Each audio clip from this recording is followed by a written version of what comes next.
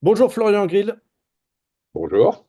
Alors, c'est une année, on est au terme d'une année, comme le rugby français, on a rarement connu sur le plan extrasportif, réduction des dépenses que vous aviez noté d'ailleurs en fin d'année dernière, les événements en Argentine, la disparition tragique de Mehdi Nargissi en Afrique du Sud, tout le monde vous est tombé dessus, il y avait une année en plus électorale.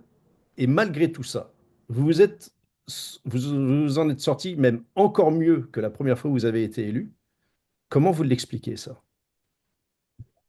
Je sais, sincèrement, je sais pas. J'ai essayé, comme depuis toute ma vie, de rester aligné avec les principes qui sont les miens, d'être cohérent, d'être transparent, de me plier à un devoir de vérité et d'être respectueux des individus et des personnes, voilà, de dire la vérité sur tous les événements et de pas essayer de mettre la poussière sous le tapis. Donc peut-être que ce discours de sincérité a été entendu.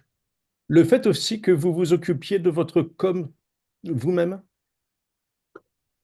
Oui, alors ça, je sais pas. Enfin, non, il y a quand même des équipes de communication à la fédération, mais c'est vrai que si on fait référence aux événements de l'été, il faut distinguer l'Argentine et le drame du Cap. Bon, dans le cas de l'Argentine, on n'a pas pu être conseillé puisque il était 7 heures du matin en France quand on a dû parler pour la première fois aux médias. Et donc Jean-Marc Lermé et moi avons, entre guillemets, improvisé, mais on a parlé avec le cœur en disant que, un, il fallait écouter la plaignante, que deux, il fallait rappeler la présomption d'innocence des deux joueurs.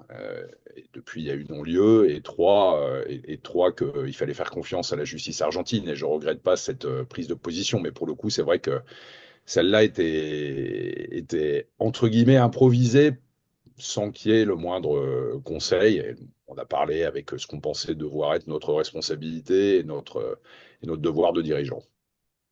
Florian, vous l'avez dit, parlez avec le cœur. Est-ce que c'est pas ça finalement la clé qui fait que ben, vous vous en êtes sorti de cette année-là? Peut-être. Enfin, je vous avoue que j'ai pas vraiment breaké depuis. Là, je vais breaker pour Noël et le jour de l'an, donc j'ai pas encore eu le temps de me poser, et de réfléchir à ce qui avait conduit à tout ça. Il y a énormément de choses à gérer. On a enchaîné les événements de l'été, les Jeux Olympiques, la tournée d'automne, l'élection, voilà. Donc, je réfléchirai après coup. Je suis plutôt dans l'action que dans l'analyse de ce qui a été entendu ou pas, mais bon, c'est pas calculé, entre guillemets. Ce qu'on fait, on le fait.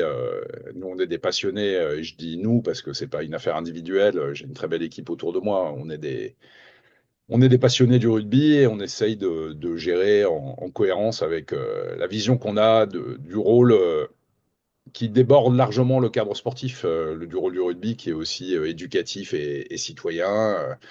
Et on essaye de faire entendre que le rugby ne doit pas. Oui, il y a eu des drames, enfin, il y a eu des événements extrasportifs. Il y a surtout eu un énorme drame avec la disparition de Mehdi qui nous a totalement abattus. Et pour autant, faut pas perdre tout le positif que le rugby peut apporter à la société. Des très hauts, des très bas. Vous vous étiez préparé à vivre une année comme ça? Non. Non, on ne peut pas se préparer à la mort d'un enfant. Enfin, d'ailleurs, le père de famille que je suis a été totalement abattu quand j'ai appris la disparition de Mehdi et que j'ai dû l'annoncer à ses parents. Euh, Donc non, on ne peut pas se préparer à ça et on n'y est pas préparé. Voilà. Maintenant, tout ça montre aussi à quel point la fédération était tendue dans son organisation, dans sa manière de faire, dans ses finances, dans tout en fait. Et donc le chantier qui est face à nous est énorme, mais le rugby le mérite. Donc on ne se pose pas la question de savoir pourquoi on se lève le matin. On se lève le matin naturellement parce que moi, ma conviction profonde, et c'est ce qui nous anime avec toutes les équipes qui m'entourent, c'est que s'il y avait plus de rugby dans la société se porterait mieux. Donc on a envie de voir le rugby se développer en France, mais aussi partout dans le monde. On œuvre beaucoup pour le développement du rugby sur d'autres territoires. C'est un des axes de notre stratégie, et parce qu'on pense que voilà, le rugby fait du bien. Voilà. Ça peut paraître un peu paradoxal de le dire après ce qu'on a vécu, mais moi, je reste convaincu de ça et c'est mon fil directeur et ma détermination. On voit que cette année a été aussi importante sur le plan de la santé mentale avec plusieurs joueurs qui en étaient conscients qu'il fallait qu'ils fassent une pause. Même vous d'ailleurs, vous dites j'ai besoin d'une pause à un moment donné. Alors, je pense à Greg Aldridge, je pense à Mathieu Jalibert beaucoup plus récemment. Dans une autre mesure, à Antoine Dupont aussi, qui a fait un break quelque part dans une autre discipline. Est-ce que d'après vous, Florian, il faut renforcer les possibilités de faire un break pour les joueurs ou tout du moins de leur permettre de faire un break quand ils le souhaitent plus facilement peut-être? Oui, mais c'est le cœur de ce sur quoi on travaille avec Jean-Marc Lermé. On a mis l'équipe de France, c'est plus un groupe de 25 joueurs, c'est un groupe d'une cinquantaine de joueurs. Il faut des plages de régénération. Il faut gérer. C'est pas possible de gérer à la fois le top 14, ce que va devenir la Nations Cup avec les anciennes tournées d'été et d'automne, le, le, le, le championnat, la Champions Cup, le tournoi Destination, la Coupe du Monde, c'est ingérable. Donc en fait, on doit gérer des plages de régénération individualisées. Et c'est ce à quoi on s'attelle main dans la main avec la Ligue nationale de rugby, parce que ça a été un de nos objectifs avec mes équipes d'apaiser les relations avec les ligues pour donner des temps de récupération aux joueurs, à la fois physiques et mentaux. Oui, la santé des pratiquants pour nous est une priorité. C'est pour ça aussi qu'on se bat pour l'abaissement de la ligne de plaquage, par exemple, qui nous paraît être un vrai enjeu. Voilà, faut qu'on réfléchisse. On n'a pas que charge sportive, on a charge d'hommes et de femmes. Et on ne peut pas uniquement regarder le rugby avec le volet financier. Regardez la décision qu'on a prise pour le troisième match aux États-Unis. Nous, on avait des analyses médicales très claires qui montraient que avec le double changement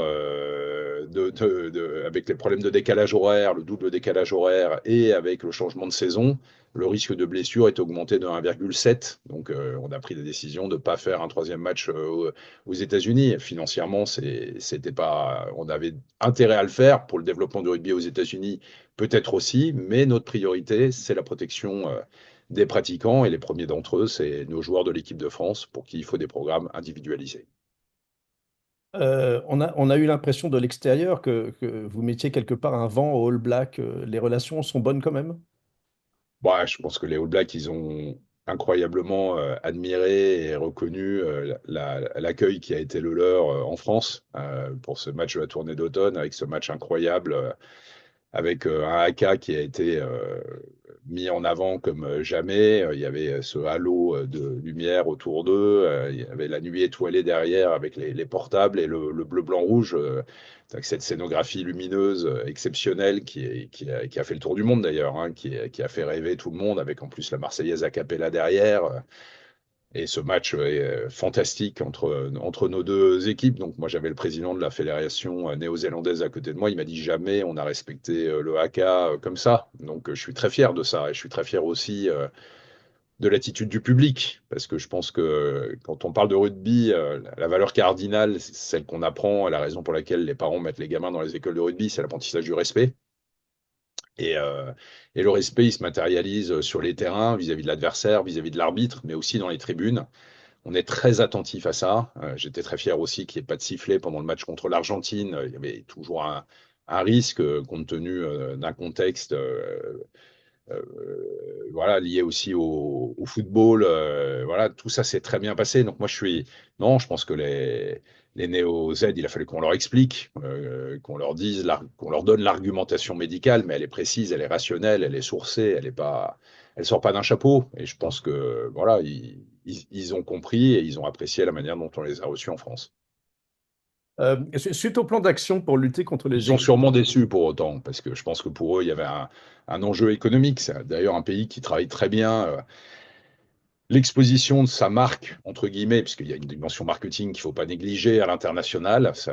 D'ailleurs, ça nous inspire parce que je pense qu'il faut que nous, on développe la marque France Rugby à l'international aussi, et que ça représente des leviers pour la Fédération française de rugby, mais on ne veut pas le faire au détriment de la santé des pratiquants. Et donc, comme toujours, il y a des bons équilibres à trouver. Pardon de vous avoir interrompu.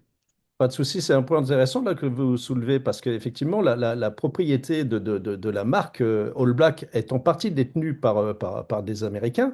Les Springboks viennent de rejeter une offre là cette semaine aussi, mais ça leur trotte dans la tête. Est-ce que ça veut dire, Président, que la marque France Rugby, un jour, peut intéresser des investisseurs étrangers? Non, mais moi, je suis pas pour faire.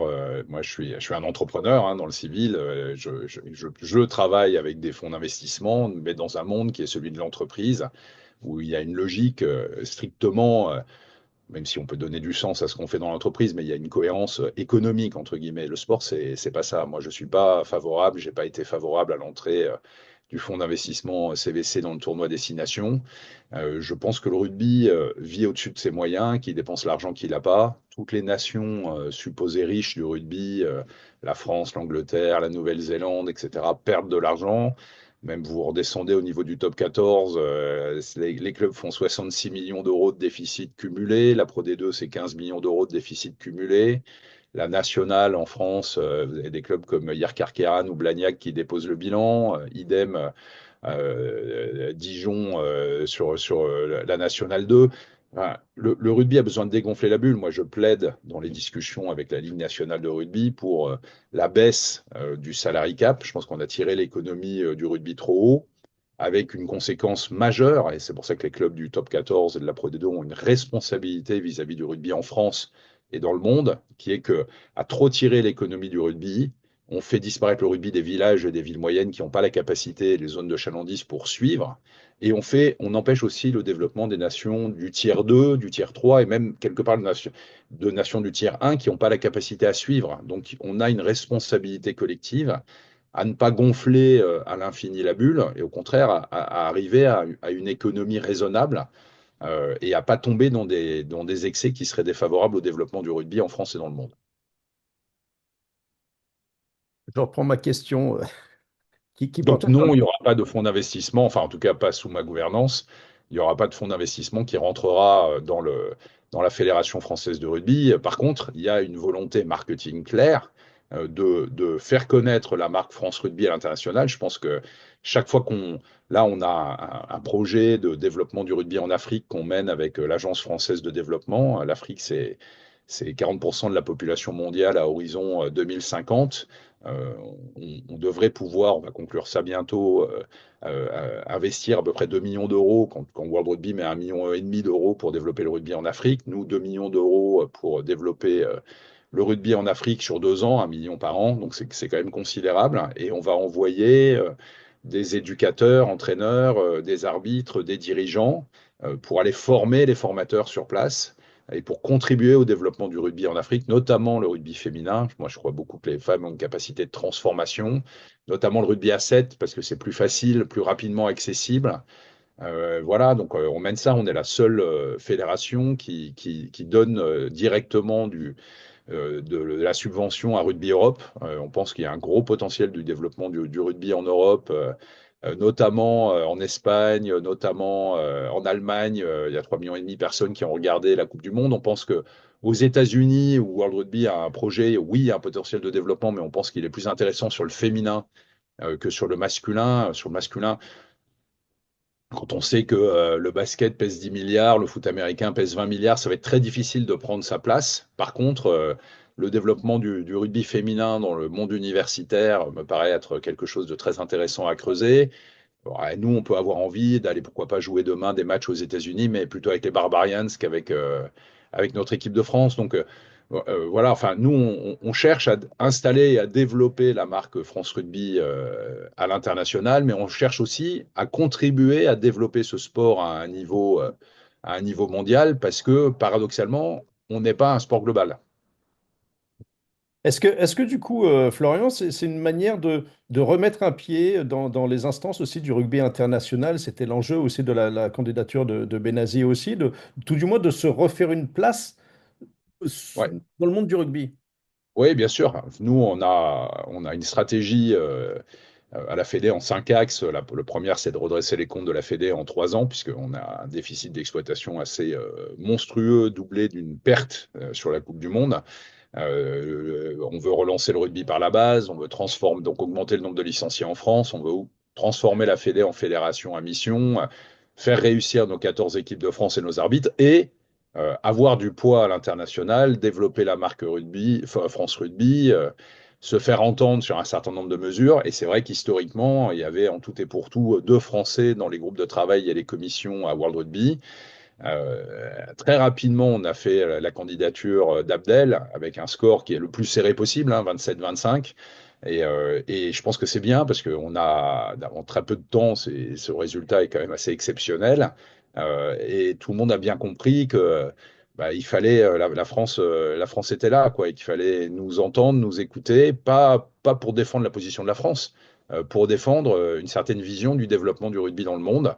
La vision aussi de la protection des pratiquants, la vision aussi de savoir garder raison sur les montages financiers et justement de ne pas limiter le rugby à un montage financier, de rappeler le rôle éducatif et sociétal, de rappeler l'importance de ce qu'on appelle le grassroots rugby, le rugby de la base, le rugby des clubs.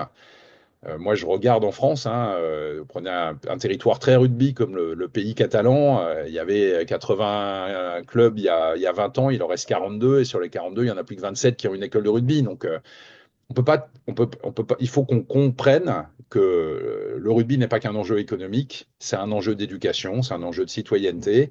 Et le rugby de la base doit être une priorité. Et c'est très important, y compris pour le modèle économique, parce que ce qu'on vend, entre guillemets, c'est des valeurs, le respect, la solidarité, la loyauté, l'esprit d'équipe, etc. Et puis même pour la performance, 50% des joueurs de nos équipes de France viennent de villes ou de villages de moins de 15 000 habitants. Donc on fait disparaître le rugby de ces villes et de ces villages, ces villes moyennes et de ces villages demain. On performera plus comme on performe en équipe de France. Donc c'est des schémas à 20 ans. Mais bon, moi je suis un fils, petit-fils, arrière-petit-fils et père de viticulteurs ou de viticultrices. Je connais le temps long et je pense qu'il ne faut pas réfléchir uniquement à des business plans à 1 an, 2 ans ou 3 ans, mais réfléchir à 10 ans, 20 ans. Et à 10 ans, 20 ans, il faut que le rugby continue à exister dans les villages et les villes moyennes et qu'on le développe partout dans le monde et qu'on raisonne sa financiarisation. Et finalement, la place de la Fédé dans les instances internationales, est-ce que ça a évolué là dernièrement? Ben là, bien sûr, enfin, je pense que Brett Robinson, à qui je parlais, avec Abdel il y a peu de jours, a compris que voilà, ils sont devant une alternative. Soit ils font World Rugby, soit ils font Commonwealth Rugby. Je, je le caricature, mais c'est un petit peu ça le sujet. Et donc, voilà, je pense qu'ils ont compris qu'il fallait que la France soit actif pour rendre service au rugby dans les commissions, dans les groupes de travail. Et donc, il va y avoir un certain nombre de décisions et de nominations qui vont se faire. Et je suis sûr que la parole de la France, avec le résultat obtenu, sera plus entendue. Mais c'est très important parce que quand vous y réfléchissez, la France, avec l'Angleterre, représente 80% de l'économie générale du rugby. Donc, construire un World Rugby sans la France, puis la France a apporté une Coupe du Monde exceptionnelle, même si elle était déficitaire pour nous, mais pour d'autres raisons.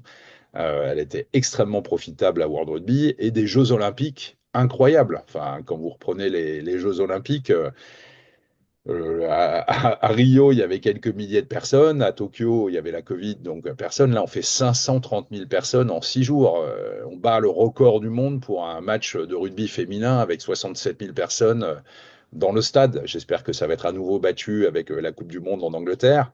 Mais c'est formidable, quoi, ce qu'on a pu apporter au rugby, avec des audiences télé incroyables, une ambiance exceptionnelle pour le rugby. Donc je pense que tout le monde comprend, et Brett le premier, qu'il faut travailler avec la France main dans la main. Et j'espère que ça se concrétisera. Alors, en tout cas, les propos sont là. Maintenant il y a les preuves d'amour.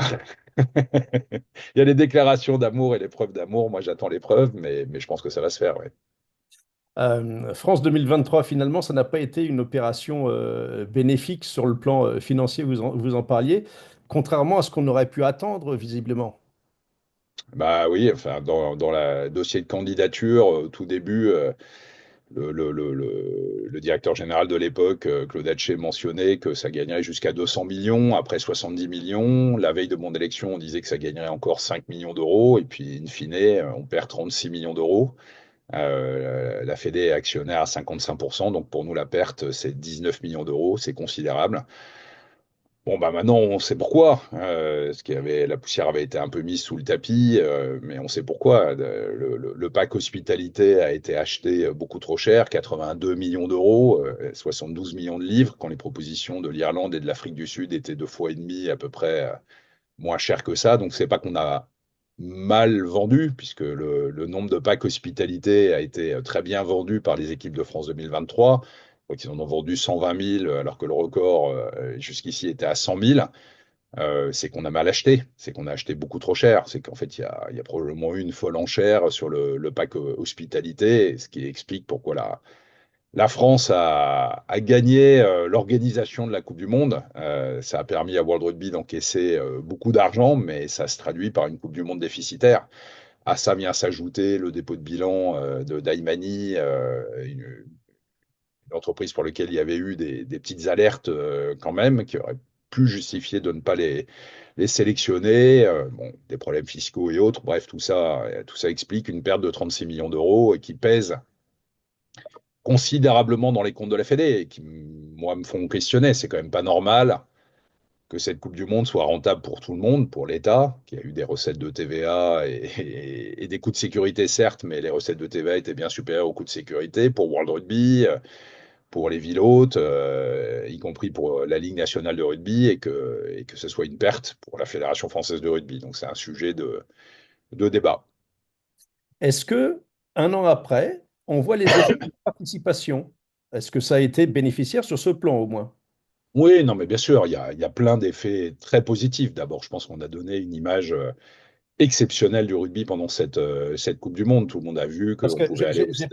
sauf erreur de ma part, j'ai pas vu de chiffre officiel sur ça a augmenté de tant de pourcents en un an. Ah, si, si, on a une croissance de 20 points du nombre de licenciés féminines, de plus de 11 points, je crois, de 11% du nombre de licenciés masculins, donc une vraie croissance du nombre de licenciés, une image exceptionnelle du rugby, parce que tout le monde a bien vu qu'on pouvait aller au stade en famille, qu'on mélangeait les supporters. Enfin, il n'y a pas eu un dérapage, il n'y a pas eu un problème de sécurité. Enfin, franchement, c'était le rêve absolu, ce qu'on a vécu également pendant les Jeux Olympiques, avec une organisation absolument parfaite. Donc il y a plein de bénéfices en termes d'image et de croissance de licenciés. Et donc il faut savoir le dire, parce que ça c'est extrêmement positif pour le rugby.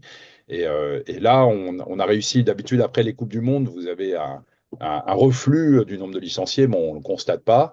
Alors il y a l'effet JO, mais qui a bénéficier à toutes les fédérations.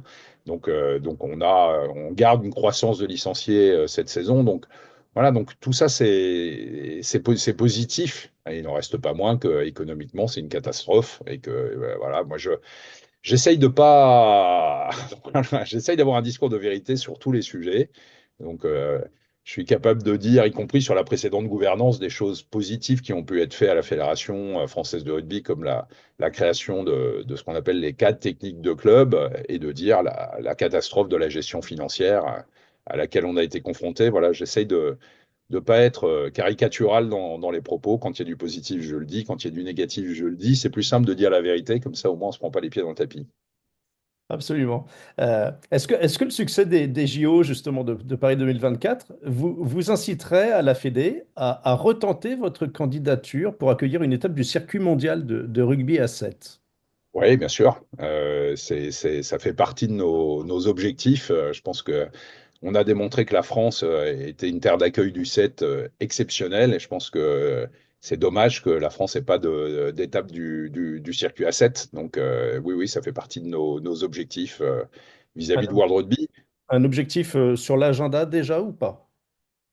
Alors, il n'est pas encore dans l'agenda, dans le sens où il n'y a pas encore de réponse. Mais oui, en plus, on est champion du monde et champion olympique en titre. Donc, on aurait aimé, d'ailleurs, on l'a dit à World Rugby, accueillir le championnat du monde, c'est-à-dire la dernière étape du Seven Series. Bon, voilà, c'est pas le cas pour l'instant, donc, mais on est candidat à l'organisation d'une étape de Seven. Après, il faut cadrer les conditions parce que le paradoxe aujourd'hui, c'est que c'est pareil sur la Coupe du Monde. On l'évoquait, c'est que la participation à une Coupe du Monde n'est pas rentable pour un pays. Je ne parle même pas du pays organisateur, je parle du pays participant. On est compensé par World Rugby pour la non-organisation de la tournée d'automne qui est organisée les années où il n'y a pas de Coupe du Monde, mais en fait la compensation ne remplace pas, ne suffit pas à couvrir la perte de recettes. Donc voilà, le paradoxe, c'est qu'une Coupe du Monde n'est pas gagnante pour un pays participant, en tout cas pour la France. Négociation en ce moment aussi par rapport au Stade de France. On l'a appris donc dernièrement, l'occupation du Stade de France avec le nouveau concessionnaire. Quand est-ce que vous avez prévu, vous, de donner des précisions sur le nombre de matchs que vous alliez organiser, vous vous engagiez à organiser par an à Saint-Denis, par Alors exemple? pour l'instant, l'État a choisi enfin, un candidat avec lequel il a décidé de continuer les discussions, qui est donc GL Events. C'est l'État qui l'a choisi, c'est pas nous qui l'avons choisi. Et nous, on a fait savoir dans la phase amont à l'ensemble des deux candidats quelles étaient nos attentes. Nos attentes, c'est d'avoir de la souplesse. Quand vous voyez qu'avec 50 000 personnes dans le stade pour le Japon, on perd de l'argent sur l'organisation du match, c'est pas entendable. Et puis comme là, on est dans la position des gens qui sont dos au mur ou au bord du gouffre d'un point de vue financier, ça donne beaucoup de détermination pour négocier. Donc nous, ce qu'on veut, c'est organiser 4 matchs par an au Stade de France, les plus gros matchs où on peut rentabiliser l'événement et utiliser la jauge maximale avec les 80 000 places et toutes les possibilités magnifiques qui sont offertes en termes d'hospitalité. Mais des matchs où on sait qu'on ne remplit pas, ben, il vaut 10 fois mieux, et aussi pour une stratégie de développement du rugby, les organiser en province. Et donc, on a vu qu'on était capable de gagner de l'argent sur des matchs en province et puis de contribuer au développement du rugby sur l'ensemble du territoire. Donc voilà, nous, ce qu'on veut, c'est de la souplesse. Et puis, on a de quoi négocier, puisqu'on sait que le rugby apporte pratiquement 50% des revenus du Stade de France. Donc voilà, c'est un enjeu énorme pour nous dans l'amélioration des comptes de la Fédé. On veut avoir un impact sur l'amélioration de l'exploitation de la Fédé grâce à la négociation liée au Stade de France. On parlait de 1 million d'euros de location pour chaque rencontre, c'est ça? C'est plus que ça. Aujourd'hui, c'est plus que dans les propositions qui sont faites, c'est plus que ça. Et on veut baisser ce coût de location parce que voilà, on a des propositions de la province qui nous montrent que bah, oui, il y a moins de jauges dans les stades de province, mais le prix de location est tellement plus bas qu'en fait, on est capable d'être plus rentable sur un match en province que sur un match au Stade de France. Donc voilà, la discussion est ouverte et donc maintenant, on va continuer les discussions avec GL Events. Mais bon, nous, on est des acteurs économiques rationnels et donc si les propositions qui nous sont faites ne nous conviennent pas, on n'ira pas. J'avais encore une dernière question sur le côté un peu financier. On n'a pas de nouvelles du contentieux avec l'Australie qui réclamait 1 million d'euros. Où est-ce que ça en est, cette histoire? Bah écoutez, nous sur le million d'euros, on n'a aucune trace écrite, et on leur a demandé de les produire. Moi, je suis prêt à honorer la signature de la Fédération française de rugby, mais dès lors que j'ai des documents, je ne peux pas justifier de sortir 1 million d'euros sans aucune preuve de la moindre conversation ou le moindre accord écrit. Donc sur le million d'euros, il n'y a pas de discussion. Et après, il y a le fonctionnement classique d'une convention de réception d'une nation étrangère. Donc là, s'il y a des détails à régler, on les réglera, mais le million d'euros n'existe pas. Pour finir, Président, suite au plan d'action pour lutter contre les excès des troisièmes mi-temps, je voulais savoir comment s'étaient passés les après-matchs en novembre. Est-ce que les autres équipes ouvraient une bière dans leur vestiaire et vous Oui, étiez bon. au, Non, mais nous, c'est symbolique, la bière dans le vestiaire. Nous, on l'a refusé, mais on l'a pas interdit. On l'a refusé pour nos équipes de France de manière très symbolique. Mais on l'a pas interdite pour les autres nations. Si elles voulaient avoir une bière dans le vestiaire, ça les regardait. Nous, on pense qu'on a un enjeu de communication sur ce sujet-là. On a parlé non pas d'un plan de lutte contre les dérapages, mais d'un plan de performance renforcée. Les mots ont du sens. Parce que c'est une évidence que l'hygiène de vie a un impact sur la performance d'un sportif de haut niveau. Et là où je suis très satisfait et fier de ce qu'on a mis en place, c'est que ça a vraiment été une démarche totalement partagée, portée par les staffs des équipes de France, parce que bon, Jérôme Daré, Fabien, bien sûr, Galtier étaient impliqués, mais voilà, ils ont posé un peu la question de vérité aux joueurs et au staff en leur disant, bah voilà les nouvelles règles, est-ce qu'on prend ou est-ce qu'on prend pas et je pense que les gens ont adhéré. Ça a été co-construit. Jérémy Lechat, notre directeur général, et Jean-Marc Lermé ont fait une cinquantaine d'entretiens avec des gens du rugby pro, avec des syndicats, avec des fédérations étrangères, avec des fédérations d'autres sports. Moi, j'ai fait une cinquantaine d'entretiens avec le rugby amateur. On a abouti à ce plan de performance renforcée qui se source aussi dans ce que font les clubs amateurs, les 2000 clubs de rugby amateurs, les 60 000 bénévoles, qui font un boulot exceptionnel. Moi, je pense que quand on donne du sens à ce qu'on fait, on peut mieux performer et donc s'inspirer aussi de toutes les choses positives que font le rugby adapté, le rugby santé, l'action dans les quartiers, etc., de font les clubs amateurs. C'est quelque chose d'extrêmement important. Et voilà, et ce plan, bah, il s'est bien mis en place.